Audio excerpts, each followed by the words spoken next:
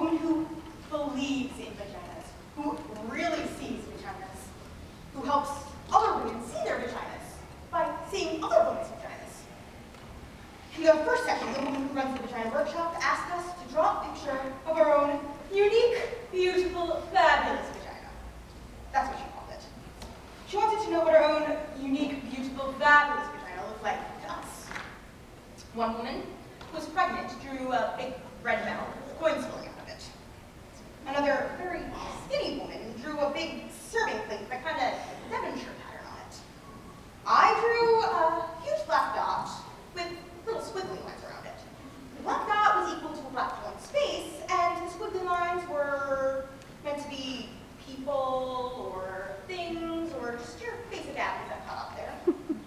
I always thought of my vagina as an anatomical vacuum randomly sucking up particles and objects surrounding the target. I did not, for example, think of it as something attached to me.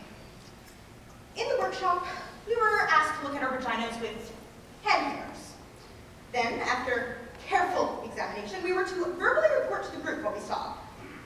I must tell you that up until this point, everything I knew about my vagina was based on hearsay or invention. I'd never actually seen the thing. It had never occurred to me to look at it. My vagina existed for me on some abstract plane. It seemed so reductive and awkward looking at it like we were in the workshop on our tiny mats with our hand mirrors. It reminded me of how the early astronomers must have felt with their primitive telescopes.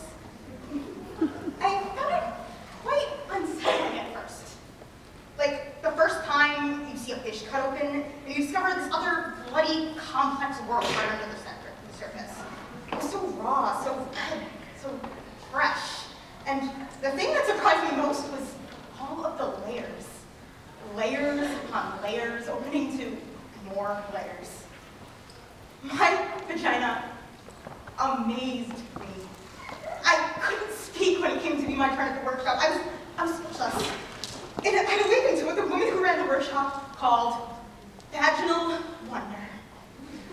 I just wanted to lay there on my mat, my legs spread, examining my vagina forever.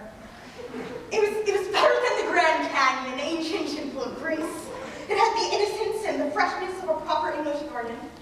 It was funny, very funny. It made me laugh. It could hide and seek, open and close. Then, the woman who ran the workshop asked how many women in the workshop had had orgasms. 2 women tentatively raised their hands. I did not raise my hand. But I had had orgasms. I didn't raise my hand because they were accidental orgasms. They happened to me. They happened in my dreams, and I would wake in splendor. They happened a lot in water, mostly in the bath. Once on Cape Cod. They happened on horses, on bicycles, sometimes on the treadmill at the gym.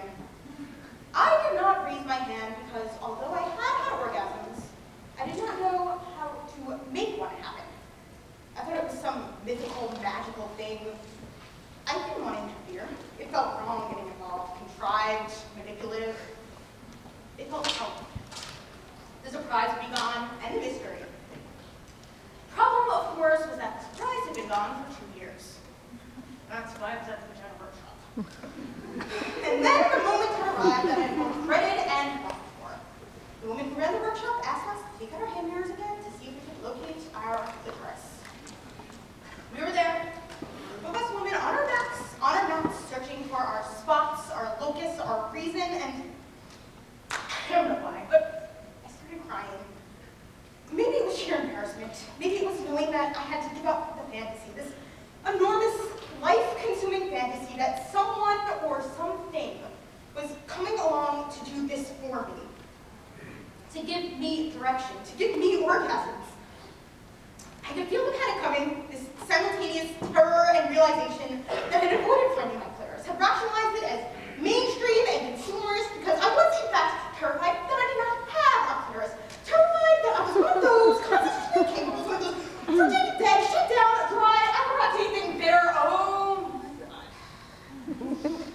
I lay there with my mirror, looking for my spot, reaching with my fingers, and all I could think about was this time when I was 10 and I lost my gone of running my hands over stones and fish and bottle caps and slimy stuff. Never my brain. Panic I felt. The woman who ran the workshop saw my insane panicking, scrambling, and breathing, and she came over.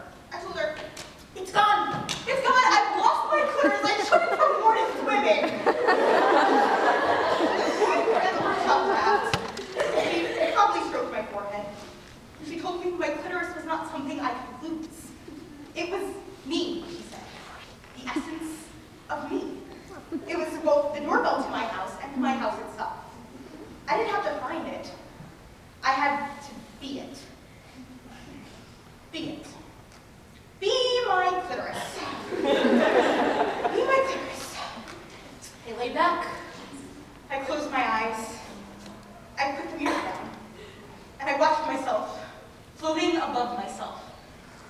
I watched as I slowly began to approach myself and re-enter. I felt like an astronaut re-entering the surface of the earth. It was very quiet, this re-entry. Quiet and gentle. I bounced and landed and bounced. I came into my own muscles and blood and cells, and then I slid into my vagina. It was suddenly easy and I fit. I was all warm and pulsing and ready and young and alive. And then, without looking, my eyes still closed, I put my finger on what had suddenly become me. There was a little quivering at first, which urged me to stay. But then the quivering became a quake, an eruption, the layers dividing and subdividing.